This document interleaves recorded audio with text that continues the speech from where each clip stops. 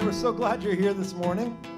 And good news, just for the few that are here, usually after this week, and when we start singing the "O Come All Ye Faithful" songs and stuff, but apparently today is the "O Come All Ye Faithful" day, because you're the faithful who are here. I don't know if you just didn't get the memo. We need to start a vacation calendar as to when you're allowed to leave. I don't know. Sign out, you get a hall pass, whatever it is. But this morning is Mr. Ken Fowler's birthday. He is 80 years old today. Yes. Yeah, it's exciting, isn't it? Yeah, absolutely. Thanks for being here this morning on your birthday. So, yeah. And we're going to have, like, lunch just for you and stuff. So it'll be great, okay? Just for you. Birthday lunch. Yeah. Well, this morning, I was thinking about it just a little bit this week, and just so you guys know, one of the things that I was thinking about as we sing some of these songs, we sing so many songs these days just that are about battles, which I think is interesting. Like, a lot of songs we sing talk about battles. And they come out of a lot of them out of the book of Joshua and different places, but a lot about battles. And as I was thinking about it, I was thinking how that can make us think that all of our battles are external. That all of our battles are us fighting against whatever it is, the people around us, the things going on around us. And while that might be a part of it, what we see is that that's never the case with Jesus. Like, he didn't come to win some kind of physical battle against physical people. In fact, if you pay attention to the life of Jesus, he actually lost that battle on the world's eyes by being crucified by men, humans, mortals, by a nation. He didn't come to fight that battle. He came to fight a different battle. It was an internal battle. It was a battle for peace that doesn't come outside of us, but a battle of peace that comes from inside of us. So as we sing these songs, I just want to make clear what we sing about, what we think about, is a God who gives us peace from within. The battles that we fight, they're not ours, they're not in our hands. They're not for us to worry about, for us to have anxiety about. They're battles that we put in his hands. So let's sing about those battles. When all I see is the battle, you see my victory.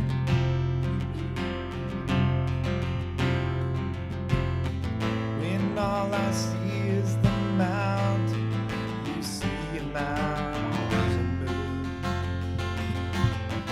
And as I walk through the shadow, your love surrounds me.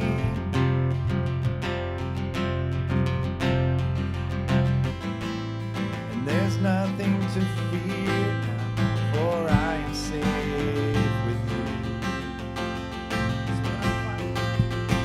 So when I fight, I'll fight on my knees with my hands lifted high. Oh God, the battle belongs to you, and every fear I lay at your feet, and I'll sing through the night. Oh God, the battle belongs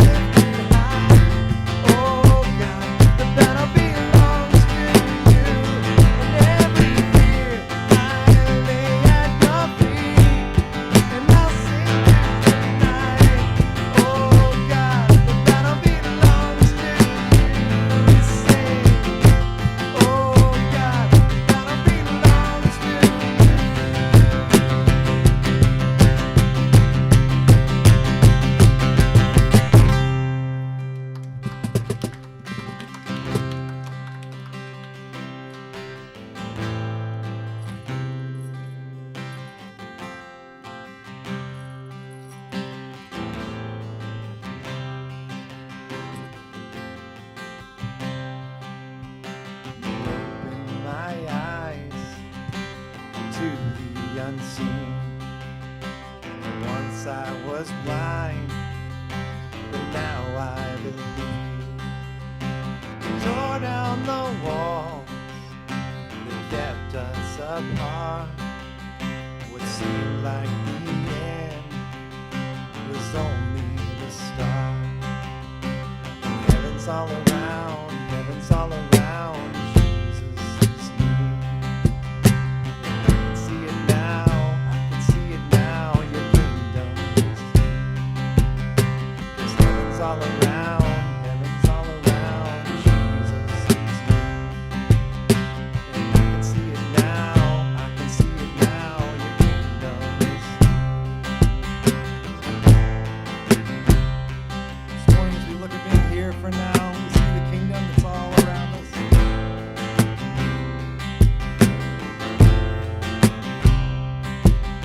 For all that we've seen, there's still more to come. You're finished what you've begun. Battles may rage, we will not fear. 'Cause we know our victory is standing right here.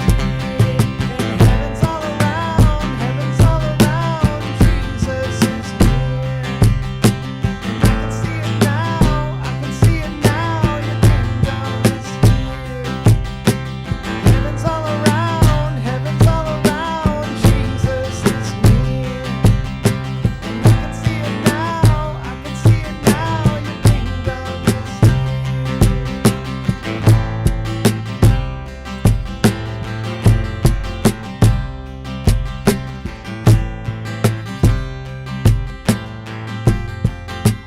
So come and move how you want to. Come and make the old brand new. Come and move how you want to. Do it only you can do. Come and move how you want to. Come and make the old brand new. Come and move how you want to. Do it only you can do. So come and move how you want to. Come and make the old brand new. Come and move how you want to.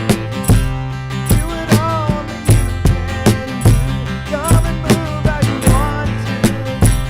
Come and make the old brand new. Come and move how you want to. Do it only you can do. Sing, heaven's all around, heaven's all around. Jesus is near. And I can see it now, I can see it now. Your kingdom is here. Heaven's all around, heaven's all around. Jesus is near. And I can see it now, I can see it now. Your kingdom is here. So move how you want to. Come and make the old brand new. Come and move how you want to. Do it only you can do. Come and move how you want to. Come and make the old brand new. Come and move how you want to. Do it only you can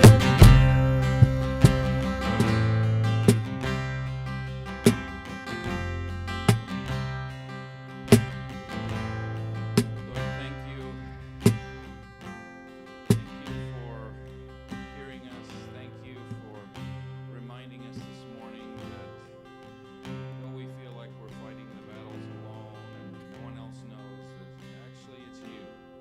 You're fighting with us, for us. And so we just want to relinquish a bit of ourselves this morning and say thank you, and do fight these battles for us and with us. And we look to you this morning. Ask you to guide and direct our service, guide and direct Kevin as he preaches to us today, brings your word. We're eager to hear from you this morning. In Jesus' name, amen. You can have a seat.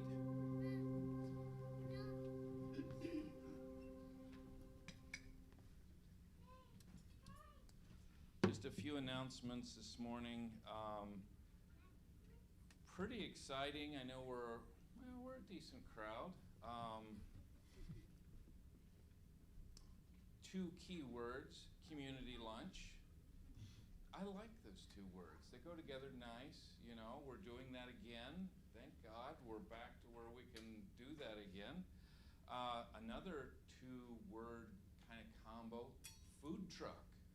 Oh yeah, food truck community lunch. It's getting better. And I'm looking, I've made a photo, snapshot, whatever you call that, of Janessa's email, so I didn't get this wrong.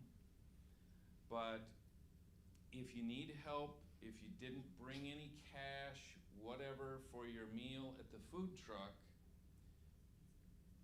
you can, another two words, restoration tab. You can put it on their tab. So, wow. So this sounds really good. Let's, after service, go out to the food truck, get our food, go over to the cafeteria, the next building over. We could even try sitting a little closer together. We could just try it. And like, in between bites, we could even try and talk to each other. It's a radical idea, I know, but let's try it, okay? Community lunch. Marriage retreat, we have that scheduled February 25th, 26th. Not an overwhelming tidal wave of interest currently. So we're kind of just putting that out there. If you're interested, please let us know. If you absolutely hate the idea, say don't do it, go ahead and let us know. I mean, we need to know what to do with this. Do we need to change the date? What's happening with that? I had a whole bunch of other thoughts I wanted to put with it, but I could hear Kelly's voice in my head say, don't you dare say that. So I'm going to be good. I'm not saying. I believe in marriage retreats.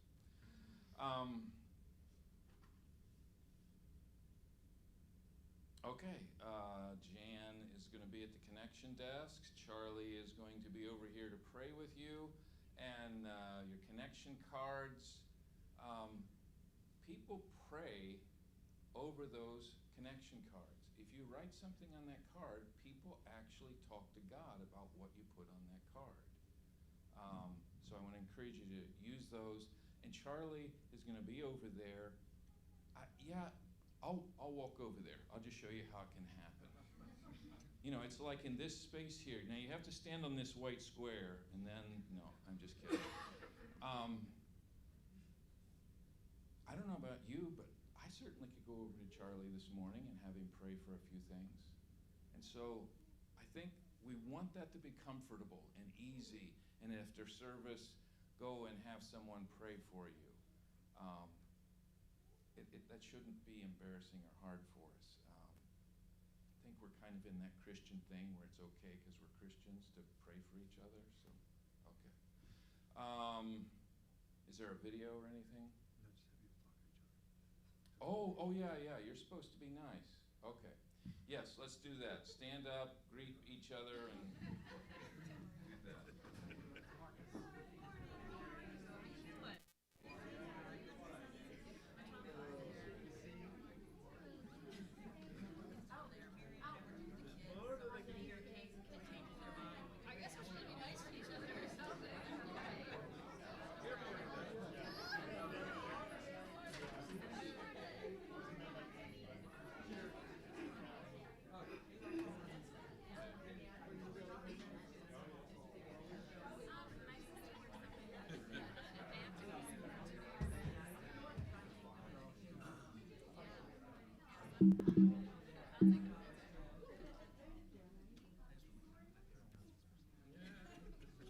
All right. Well, good morning. Good morning. So glad you're here this morning as we continue this series. And again, this morning, I'm grateful you're here. Ken, grateful you're here. And so glad that you made it to be a part of this. We got a few things I want to get into. Last night, I did something I never thought I would do in my entire life. And I went to a funeral for a dolphin. Yes.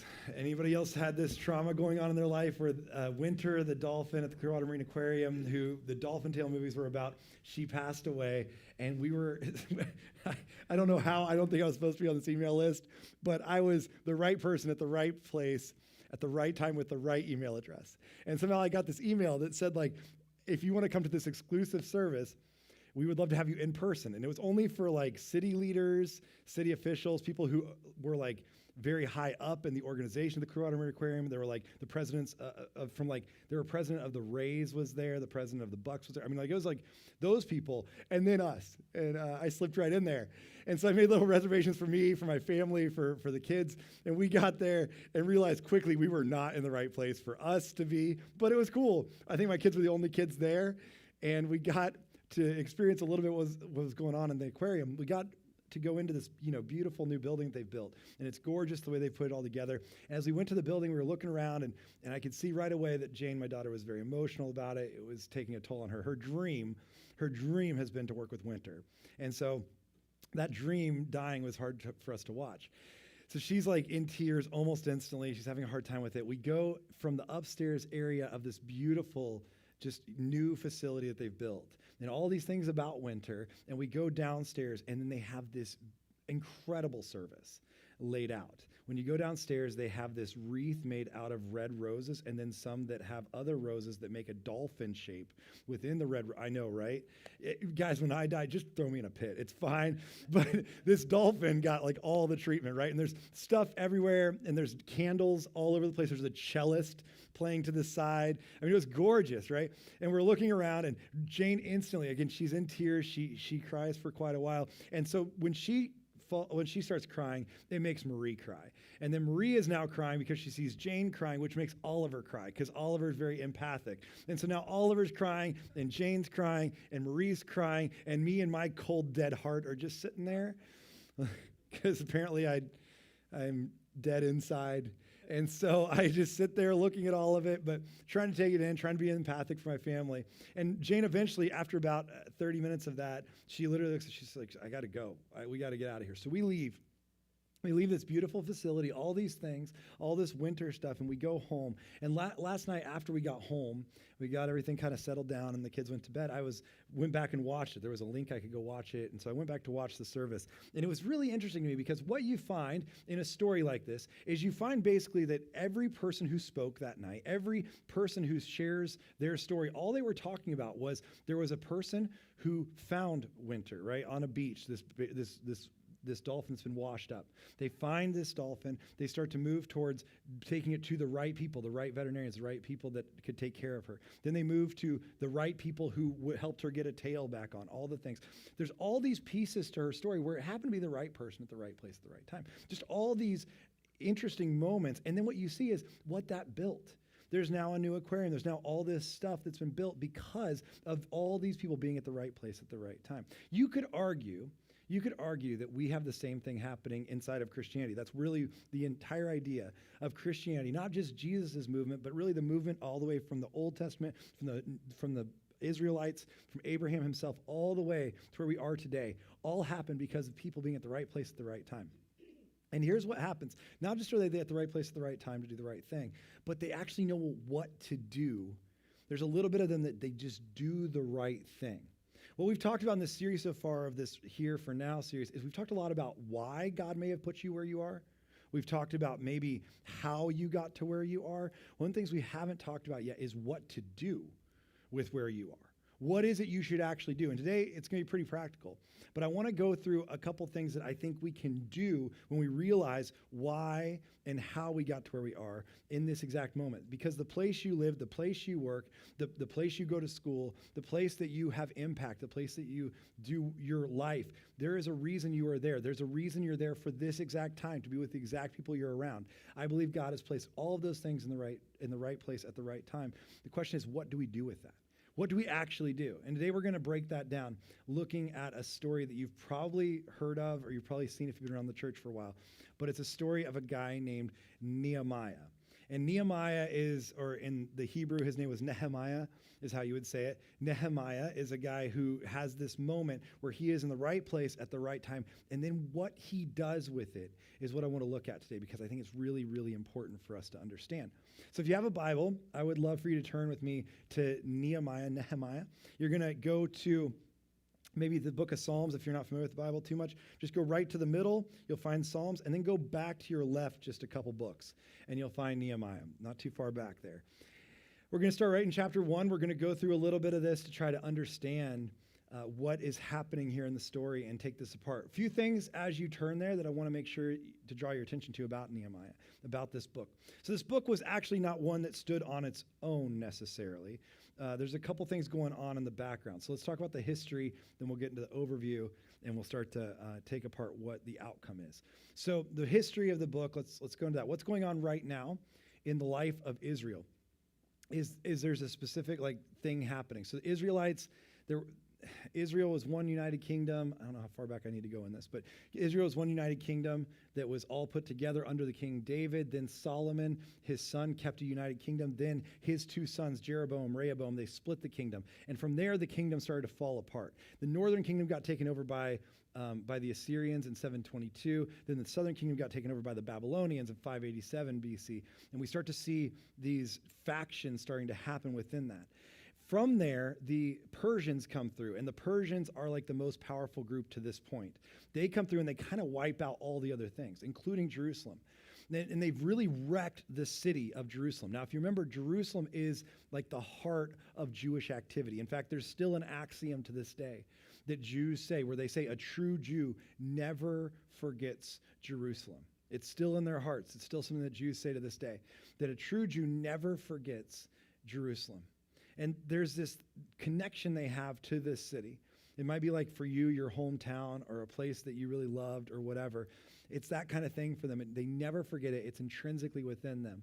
And their city, Jerusalem, they haven't been there for hundreds of years now.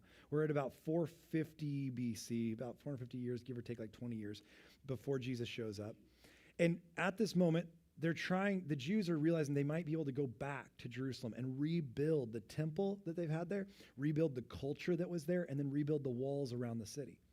So they want to go back and do this. And we're finding that kings are getting more generous and letting some Jews go back. Also, some of the empires that took them over have fallen, and so some of these guys are allowed to go back. Some of these Jews are allowed to go back to where they come from. So they want to go back to where they were, but there's some problems within what's going on. There's some heartaches, some headaches about getting them back there. So they want to do that. Again, we're trying to get to Jerusalem. We want to build the walls, build the culture, build the temple. Now this book, let's talk about the overview of kind of the book real quickly, because this book of Nehemiah only recently became 2 books. In fact, for the most of history, this book was the same book as the book before it, Ezra. Ezra and Nehemiah's book were the same book. They did not have separate books because they all have the same characters in the story. And I don't know why, we really don't understand why, but these books got separated to Ezra and Nehemiah, but really they're just one book. In Ezra, through chapters really 1 through 6, there's a main character named Zerubbabel.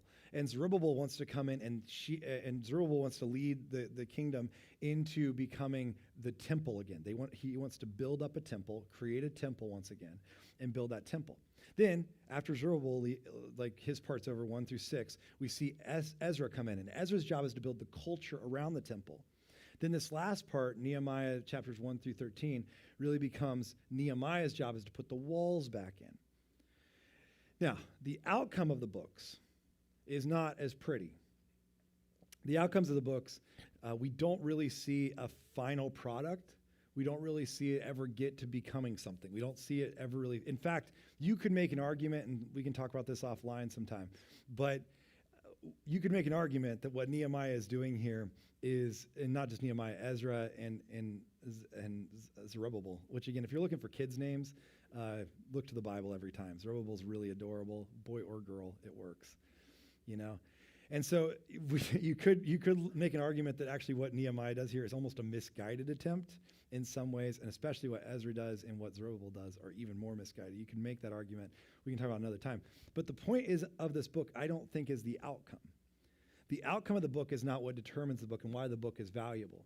What happens in this book that we see that is so valuable is there are 3 things that I would take apart, and really maybe a 4th, that I would say are very important as to what we understand about Nehemiah and what the example that he sets for us.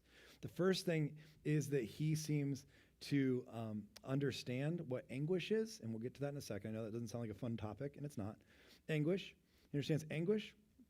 He understands assessment, understanding what is at his disposal, the things around him, and then he understands action.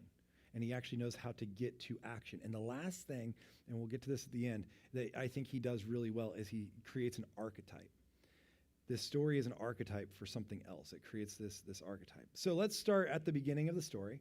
I want to look at what happens here at the beginning and how we understand this. So verse 1, chapter 1, right at the beginning, as Julie Andrews says, we'll start at the very beginning. It's a very good place to start. So it says, the words of Nehemiah, the son of Hakaliah, again, adorable. In the month of Kislev, in the 20th year, while I was in the citadel of Susa, and just real quick, he says Kislev, just so you know, that's the month of like December for us, somewhere around there. Again, this is before Caesar Augustus came in and gave us 12 months. There were only 10 months in the calendar at this time, and so this is about like the end of the year, okay? So about the month of December. In the month of Kislev, 20th year, while I was in the citadel of Susa, Hanani, one of my brothers, came from Judah with some other men, and I questioned them about the Jewish remnant that had survived the exile, and also about Jerusalem. So they sit down, they say, hey, how are things going in Jerusalem? Are people coming back to Jerusalem? Are they coming back to the temple? Are they coming back and rebuilding? How is that project going? So they're kind of having this little gossip sesh. Maybe you do this about, the people you went to high school with or whatever. I don't know your life. And you get together and you're like, tell me what's going on with the old gang, You sit down. They have this conversation. What was happening back in the old city? What's going on in Jerusalem? And then verse 3, they said to me, those who survived the exile are back in the province in great trouble and disgrace. The wall of Jerusalem is broken down. Its gates have been burned with fire. So do you hear this? Like there's real disruption. The walls are burned. The walls are like literally not standing. There's a real problem going on in his hometown, and you can feel at this moment his heart breaking for that. And it says that they give him this news, but then notice verse 4. When I heard these things, I sat down and wept. For some days I mourned and fasted and prayed before the God of heaven. Do you notice his first response to this? It's anguish. His first response is anguish. He mourns, he fasts, he prays when he hears this news. And here's the difference between what he does and what I think most of us do. In the culture we live in, when we get news of any sort, I don't know that it moves us to anguish. I think most often, if we're being honest, it moves us to anxiety. There's a big difference between the two. When we get news in our culture, a lot of times it's anxiety producing, but it's not anguish producing, and there is a difference between the two things.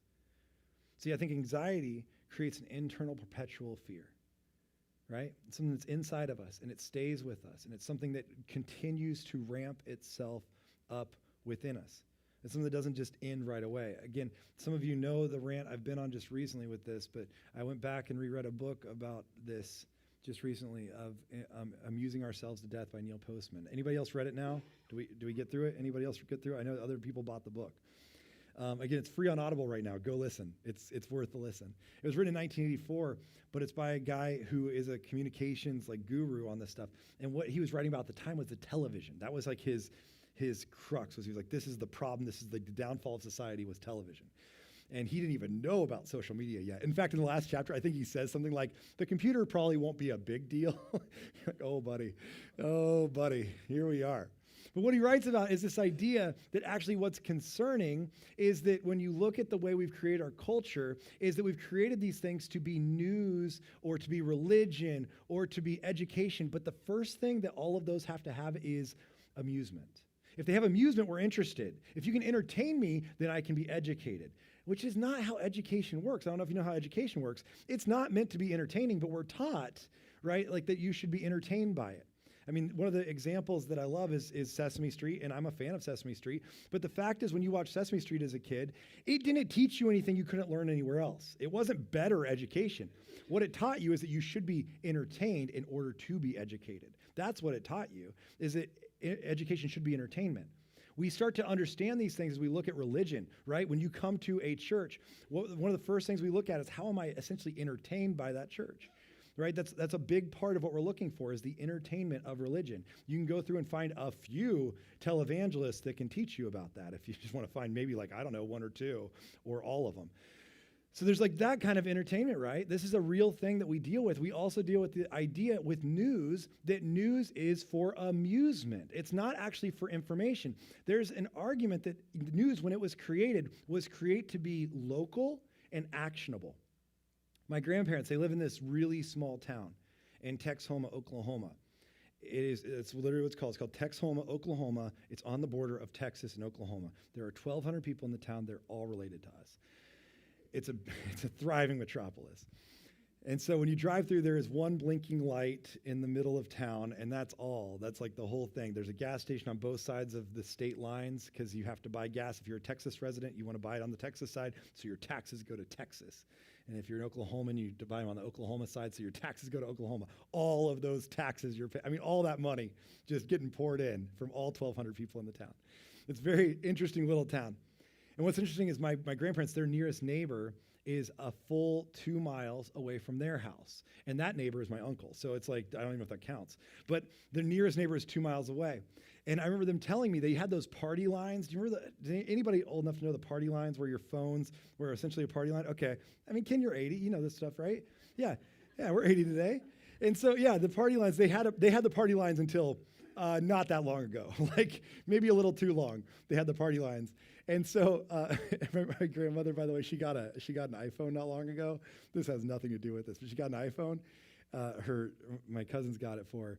And she said, well, how do I hook it up to the internet? And they were like, well, it just gets signal from the internet. And she was like, well, how do I plug it into the internet? And they were like, no, it gets it through the air. And she was like, but where do I plug it in to the internet?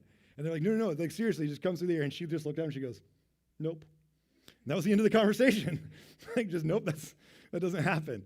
Anyway, so they had that party line thing. And I remember her telling me about when people would call on that party line, usually it was for emergencies.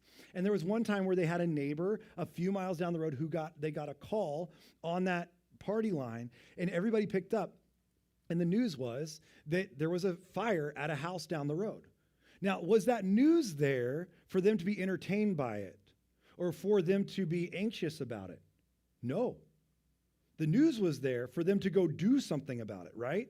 That's the point of news. News used to be local and actionable. You were told that somebody's house was burning down, not so you would go through your house and be like, well, that's too bad for them. I hope mine doesn't burn down. I should probably check my insurance policy, see if all the smoke detectors are working, or I should buy a product that will help my house not burn down. That wasn't the goal of that news. The first point of that news was for you to go do something. It was saying, hey, I need you to come help put the fire out at their house. That's why I'm telling you. I need you to know that you need to start baking some casseroles and get down the road tomorrow because they don't have any food. They might need to come live in your basement. They might not even need that food that's like that pink Jell-O stuff that only you know who you are that makes that for Thanksgiving, the Jell-O pink stuff in a circle. And everybody has to try it, but nobody really wants it. You know what I'm talking about. Anyway, that whole thing, you might have to go make that and take it down to them. It was actionable. There was a reason they told you. But today, when we hear the news of almost anything, it does not produce any kind of anguish in us because that would actually produce something. It creates anxiety within us, which does not produce anything good. Anxiety within us just stays with us and creates more and more fear. It creates more and more of its own anxiety over and over and over again. And many of us, as we get news like this, that's all it does. Because here's the question. If you're getting news, what are you doing with it today? So like if you're watching the news all the time, what is it you're doing with it today that you're acting on? If you can tell me, I know exactly what I'm going to do with that news. This is why I watch it all day long, all the time. Then you can keep going. I think it's smart. But if you're saying it's entertainment, that entertainment is just building up anxiety within you because they're going to sell you the solution at the next commercial break. Or they're going to tell you how to fix it at the next show, so you just keep watching. And this cycle just continues to repeat in us all the time. And the problem is when we do that, we start to fall into an anxiety loop. And we just sit with it, but we don't do anything with it. Notice his first step right away. He weeps, and then he mourns, and then he fasts, and he prays. How many times, seriously, have you watched the news and it has moved you enough, it has stirred you enough to fast and to pray? If you're doing that, then keep it up. If you're going, man, there's a crisis at the border, there's, milk's really expensive now or whatever, then that's great. Keep doing it if you're going to fast and pray before the God of heaven. If it's just to create more and more anxiety in you and more fear within you, then I would say maybe that's not the news you need to be paying attention to, because there's probably something more important that you're missing. You're probably getting distracted by something that's only creating anxiety instead of paying attention to something that's going to create anguish. And here's the thing about anguish. Here's why I like the word anguish for this. There's a great sermon by David Wilkerson that happened, it was in like the late 80s. He was the founding pastor of a church in New York City. It's actually called Times Square Church. It's in Times Square. It's a beautiful church. And he founded that church there. He also founded, if anybody's familiar with the Dream Centers for youth, like it's a place where a lot of youth go and they get really rehabbed and stuff all over the world. But he started this church in Times Square, and there was a sermon in the late 80s that he became famous for, that he preached just on a random Sunday night in their church, and it was called A Call to Anguish.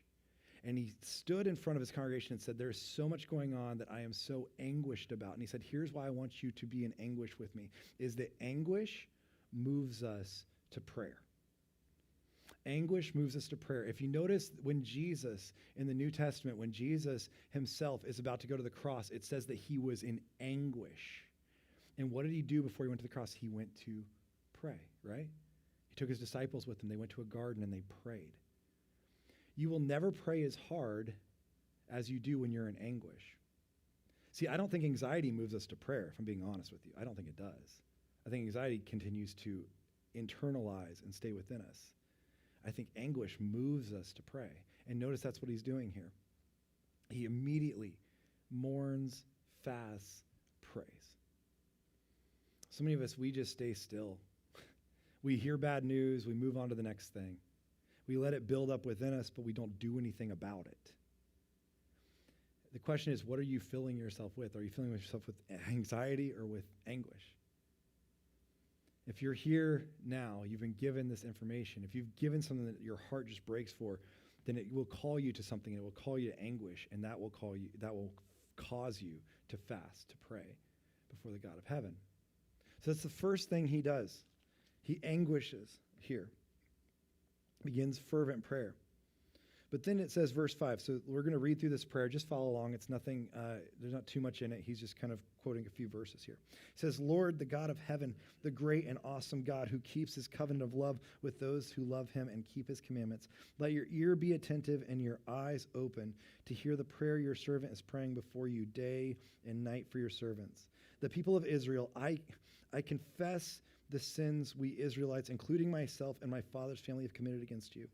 We've acted very wickedly toward you. We have not obeyed the commands, decrees, and laws you gave your servant Moses. He's quoting some stuff here in Leviticus 22 and Deuteronomy 20. Remember the instructions you gave your servant Moses, saying, if you are unfaithful, I will scatter you among the nations. But if you return to me and obey my commands, then even your exiled people are at the farthest horizon. I will gather them from there and bring them to the place I have chosen as a dwelling for my name. They are your servants and your people who you redeemed by your hand, great strength and mighty hand. Lord, let your ear be attentive to the prayer of this your servant and to the prayer of your servants who delight in revering your name. Give your servant, talking about himself, give your servant success today by granting him favor in the presence of this man. And then he tags this little line in there. He just we don't really understand why it's just kind of thrown in, but there's this little line that he just throws in there after his prayer, and he just says, I was cupbearer to the king.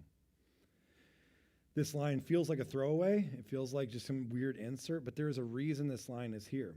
Because after he prays, he has this second where he says, I was cupbearer to the king. He assesses the situation he's in. Here's why that's important. And some people argue kind of why this is so important. But what we do know is that in the exile he was in, he was the cupbearer to King Artaxerxes, who was the king at the time of Persia. the cupbearer had a very specific responsibility.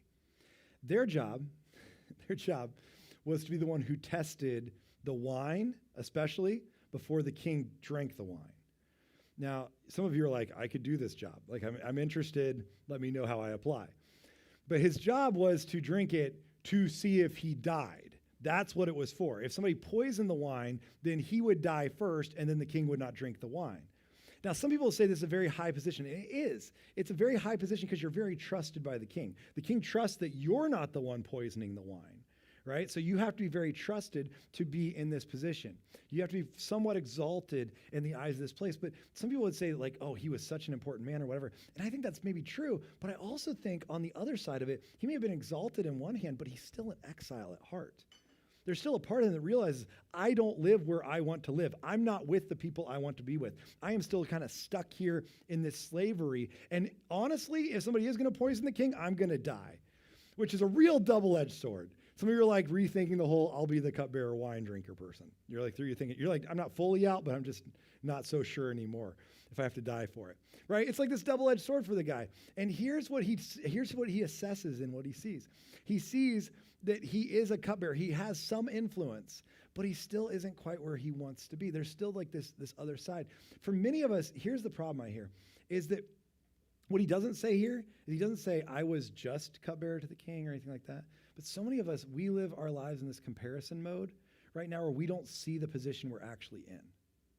He sees very clearly where he is positioned and why. So many of us, I don't think we see it that way. Because we use like just or things like that. We use like these comparative terms. I have a real hard time with comparison. I'm just going to lay my cards on the table here. This is a real problem I have in my life. It really bothers me. In fact, yesterday I had an interaction with somebody that, oof, guys. Okay, I'm not a big pet peeve guy. I don't have a lot of them, but there is one specific one. If you're going to have cup sizes at a restaurant, if you're going to have different cup sizes, let's say you have 3, right? I'm fine with 3 because what you're going to have a small, right? A medium and a large, right? And that makes sense.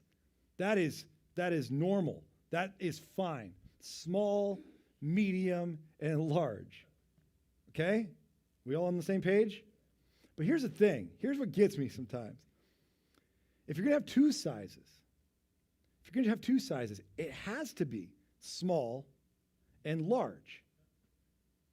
There are some places in this world that are living in some kind of chaotic Joker type world where they have 2 sizes, and their 2 sizes are medium and large. You cannot have a medium unless you have a small and a large. Medium is comparative to small and large. It does not exist if there is not a small and a large on each side of it. You cannot just have a medium and a large. You have a small and a large. Yeah, sure. Call your medium a small, and it's a small and a large. There is no such thing as a medium and a large. And especially if you only have one size of drink. It can't just be a medium. There's no medium by itself. It is just a regular. You call it a regular size.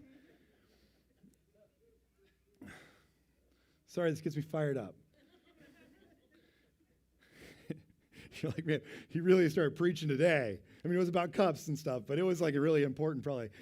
This drives me crazy. I drove through a place the other day, and they said, we don't have that size. We only have medium and large. I was like, no, you don't. No, you don't. You have small and you have large. And I gave them way more information than they wanted about it. This is why I think Starbucks just doesn't care. They're like, well, just be a grande or something, because you don't know. You don't know what that is. You can't figure out what a venti is. That's why I think they do it. So I haven't had as many problems with them, because I don't speak the language. But this whole thing bothers me. And here's what bothers me. Comparative terms bother me. And what I hear from people is comparative terms that really bother me. Because when I hear where they're positioned in their life right now, I hear a lot of people who compare where they are to somebody else, and that's all they do. When you hear somebody say, when I ask somebody, what do you do for a living, or what are you doing with your, like, do you have any hobbies? Do you have other things you're doing right now? What is it you're doing with your life? I hear a lot of people who are like, well, Just what? You know who I hear it most from? And this is like, this really bothers me. I just am a mom a stay-at-home mom, or like I just am working part-time so I can stay home with the kids, or whatever that thing is, or I just have the, oh no, no, you're not just anything. That's not just. Sometimes I hear this in people that have maybe a smaller, maybe business, smaller like team that they work on, and they say, I just, like we just have this little small, we just have like this small business. It's just a few of us. No, it's not just. It's not just something. It's not a comparative term. You're looking at somebody else and comparing yourself to that. That's not just anything. Or sometimes it's like, I just, and again, I'm working part-time, or I'm a student, or I go to school, or whatever it is. I'm just doing that right now. No, you're not. I mean, can you think about, if you thought of how much impact you have in the place you're in? It doesn't matter if you're the person at the top of the ladder or the bottom.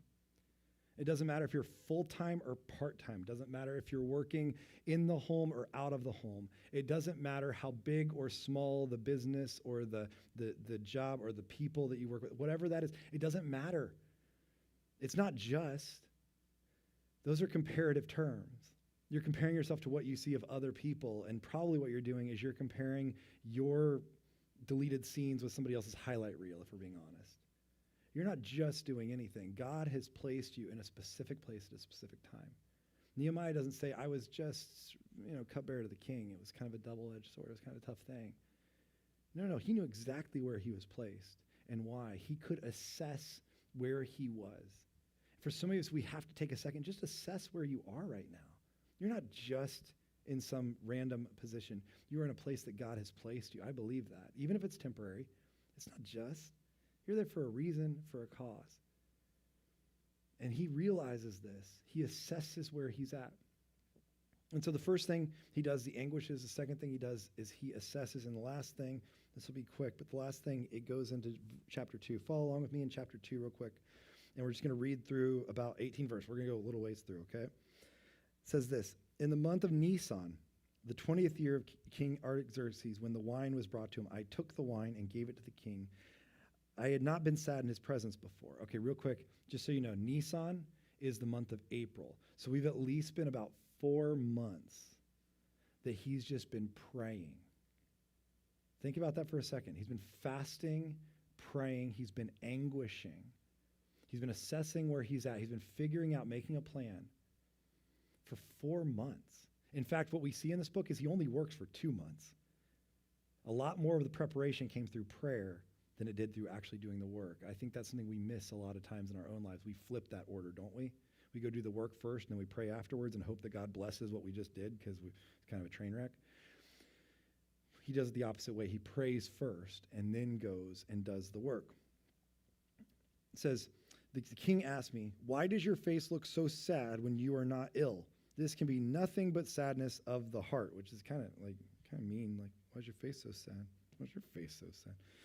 I was very much afraid, but I said to the king, may the king live forever. Why should my face not look sad when they're in the city where my ancestors are buried lies in ruins, and its gates have been destroyed by fire?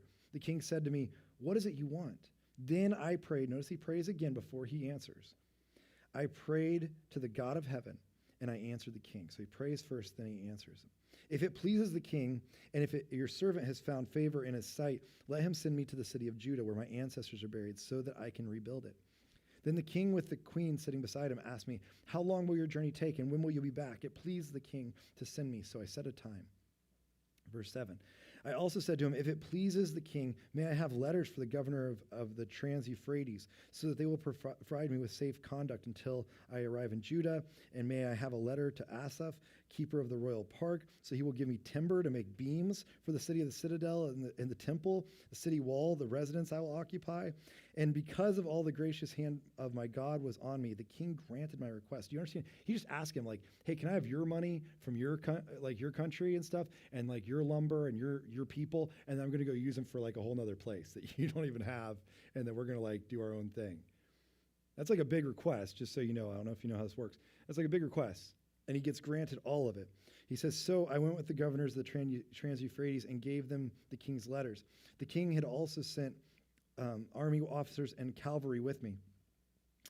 When Sanballat and Horonite and Tobiah, the Ammonite official, heard about this, again, kids' names, they were much disturbed that someone had come to promote the welfare of the Israelites. I went to Jerusalem, and after staying for 3 days, I set out and during the night, with a few others, I had not told anyone what my God had put in my heart to do for Jerusalem. There were no mounts with me except the one I was riding on. By night, I went through the valley and the gate toward the Jackal Well, and the Dung Gate, which is probably not one you want to go to real bad. Examining the walls of Jerusalem, which have been broken down, and its gates, which have been destroyed by fire. Then I moved on toward the Fountain Gate and the King's Pool. But there was not enough room for my mount to get through, so I went up to the valley by night, examining the wall. Finally, I turned back and re-entered through the valley gate. The officials did not know where I had gone or what I was doing because as yet I had not said anything to the Jews or the priests or nobles or officials or any others who would be doing the work. Then I spoke up. Then I said to them, "You see the trouble we are in. Jerusalem lies in ruins, and its gates have been burned with fire. Come, let us rebuild the wall of Jerusalem, and we will no longer be in disgrace." I told them about the gracious hand of my God on me and what the king had said to me. And then they replied, "Let us start rebuilding." So they began this good work. See all the assessment that takes place, but finally he springs to action. Let us begin rebuilding. There's so much assessment, but then he finally says, let's get to action. And he starts the rebuilding and doing the good work. Here's something that I've felt, if I was to say this here for now thing, and in my own spirit, over the last couple years, I feel like I'm a person who likes to have all the angles. I like to have all the context. I'm a person who likes to know everything before I dive into something. It's just kind of the way some of these things work for me. And sometimes I get a little gun shy, if I'm being honest. I get a little bit nervous, pull the trigger and do something. And for me, that's just the way I'm wired sometimes. I love consensus. I love a lot of people around me knowing the same thing, carrying the same weight, bearing the same burden. And what I've realized, if you're anything like me, is over the last couple of years, we've realized that there's a lot of uncertainty, right, in our world. Like, I don't think any of us saw us being here where we were 2 years ago. But in that uncertainty, what I've realized is that if we can live in that world of anguish and pray first, if we can actually learn to assess the moment we're in and actually look at it realistically, that we should be people of action. We can't just leave it at anguish. We can't just leave it with assessment. We have to actually do something. There have been some things on my heart that I've been like, I wish I would have pulled the trigger on that 2 years ago. I wish I wouldn't have waited. I wish I would have done something. Maybe some of you guys in your businesses, in your workplaces, in your own lives, in your own families, whatever it is, you're like, I wish I would have done this differently then because I had a plan then, I had these things together, and I just didn't do it. And now I've lost a couple years trying to rebuild to where I should have been to start. Anybody have this going on? A few things I feel like that would have happened differently with. Let me just tell you really quickly. I want to tell you about a quick project that I'm working on with this on my own. And this was something that I felt strong about before. And a couple years ago, I felt strongly that our church, you guys, if you've been around here for a while, you know that as a church, our goal is like, we don't really like have our own building. Great. Someday that'd be super. But we're not like worried about building a building for building a church. Like not to have a church building, but have like a community building where we could all use a community building, right? And it'd be cool for our neighborhood, it'd be cool for other people too. And so we've always talked about creating something that would be like maybe, I don't know, a cafe that goes through the week or something that benefits other people. It wouldn't just be for us, it'd be for like the community, for other people around us. And in that season, we were talking about like a cafe or something like that we could invite our friends, especially in the trafficking community, because we have so many partners we work with that do trafficking. We're like, what if we could bring them in and have a place where they could learn jobs, they could learn a place where they could create a resume, where they could come out of trafficking and have like a resume builder where they would be able to get back on their feet and then go out into the community and like have an actual resume in front of them. Because we all know this, but if you don't make money doing something that is legal, you'll go back to making money illegally. You'll do it. You have to. And we were like, we really felt like that was a strong call on our church's life, and I also thought it was a strong call on my life, where I was like, that's something I want to do. That's a legacy I want to create. And I felt like we were right before COVID. I was like, I think we're getting close to pulling the trigger. Now, we had done all the other things. I had anguished over this because I think there's a huge problem of trafficking. I think there's a huge problem of getting people that have been trafficked back into society, because that's a very hard line to get back into. It's like very hard when you don't have a resume that has anything legal on it for the last few years. How do you get a job? It's very hard to get people transition back into that. And I thought I'd anguished over it. I had even assessed where we were at as a church, as different people, as organizations we work with, all the things. We had this assessment where I felt really strong about it. I was like, we're in a good spot. The thing I didn't do was action.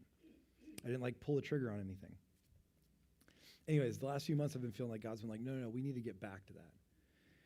And I know that we're not at a place as a church. I don't think we're at a place, and we won't be for a while, and I'm really okay with this, of not like owning a building in the near future. I don't think that's where we need to go with this. But for a long time, I thought, what if we started like our own version of a food truck, like the food truck we're like food trucks. I'm on board with food trucks, and I've probably been like peppering people too many times with food trucks. Like the people that come at the block party, like I went every single food truck and be like, how'd you make this truck? Tell me about the truck. They'd be like, do you want any food? I was like, no, just tell me about the truck. I'm interested in the truck right now. And nobody sold me it. Nobody gave me one. I tried. But I did buy their food after all. And I felt like, what if we could do it that way? What if we could start like a food truck that would be like an intermediate step for us to learn how to run a business, be able to get people back on their feet, be able to get people from trafficking back into our city around us. And so over the last few months, I've been meeting with people looking at this exact thing, thinking, how could we do this? And so I started with the anguish again, started back in prayer. God, what would this look like? What could this be?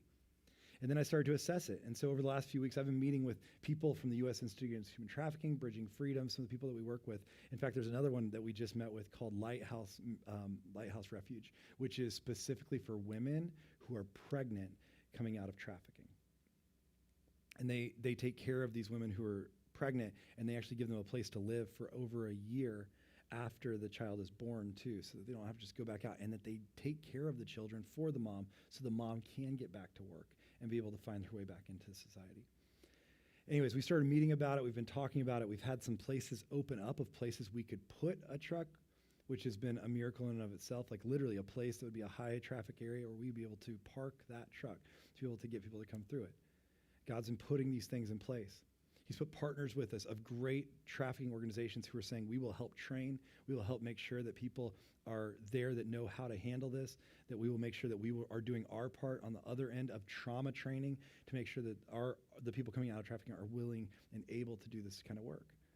We've seen all of that start to happen. We've seen as a church, I think that our heart beats around that. I'm excited to see what people in this room are interested in doing to make that a reality.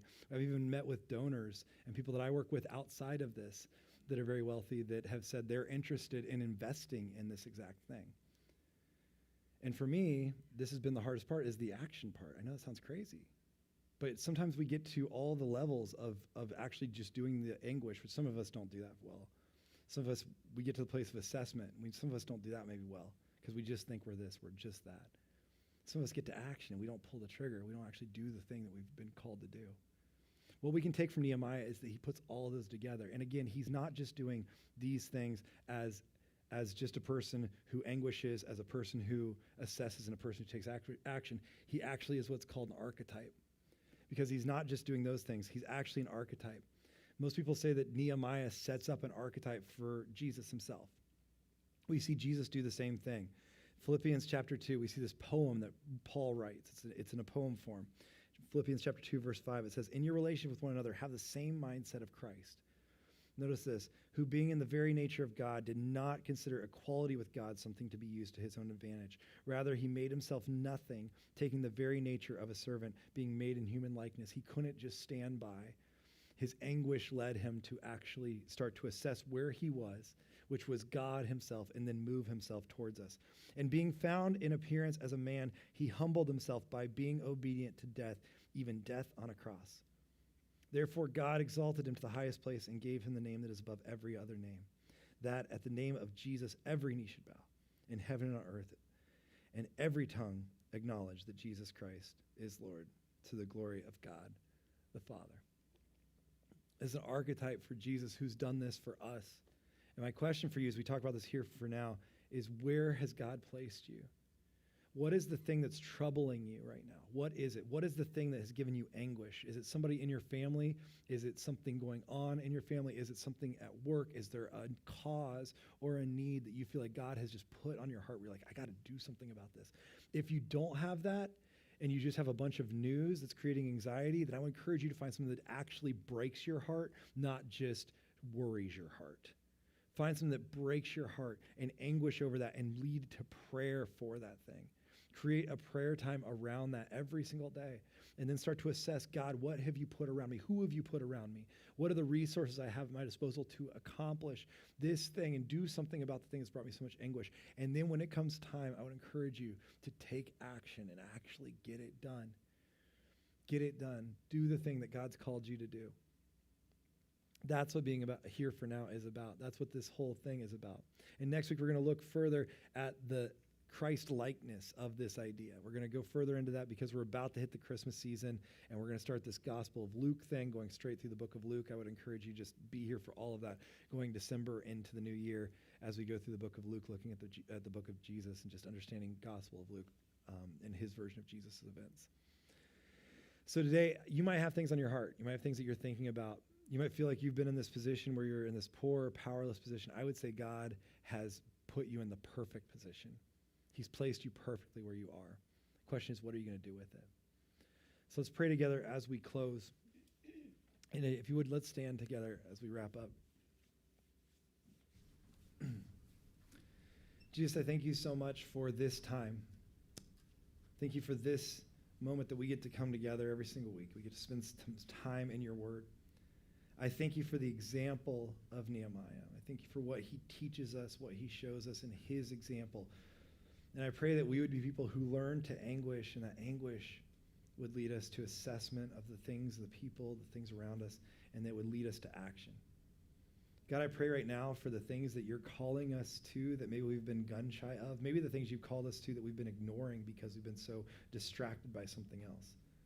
I pray that you would call us to that thing that you want us to do, whatever it is, that would expand your kingdom here on this earth.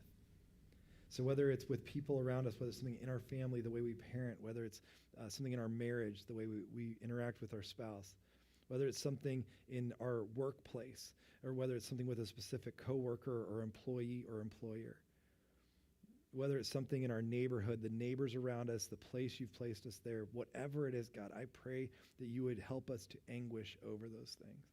And that anguish should lead us to the right people that could help us to get to the right place, and that we would do the right thing. We love you so much, and we thank you for your love for us. We thank you for your care for us. We thank you so much for your example for us, that you yourself took action and came to us, and you humbled yourself to be before us. We love you so much for that, and we thank you so much. And today we do exalt you to the right hand of the Father, saying thank you so much for everything you've done for us and the example you set. Pray be with us as a community as we spend time together today, just chatting and eating and hanging out for a bit. I pray you just bless our time and our fellowship together. And we pray that you'd be with us in everything we say, everything we do. You would help us to remember to love you with our hearts, with our minds, with our souls, with our strength, and be kind and loving to each other. In Jesus' name, amen. Amen. All right. Well, guys, I think I technically, blessed the food just now. So it's okay. You can eat the food and everything. But yeah, if you head downstairs, the truck's out there. The cafeteria is just right across the way here. They've redone it. It's actually pretty nice in there. Head over there, and looking forward to seeing you in there as we spend some time together. Yeah, have a great time.